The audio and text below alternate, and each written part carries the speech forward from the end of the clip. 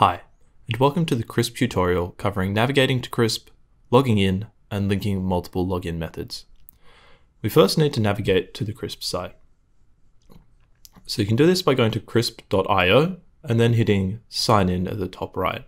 Alternatively, you can go directly to app.criisp.io to go straight to the login page. Here, we'll just need to enter our login details. If you are a Wholesale Investor client, you will have been sent your login details. Otherwise, just log in with the credentials that you have created your account with. Now that we're logged in, we're now able to link another login method. So we can do this by going to Account on the left-hand side, and then Account Settings, click Manage Login Methods, and then New Login Method.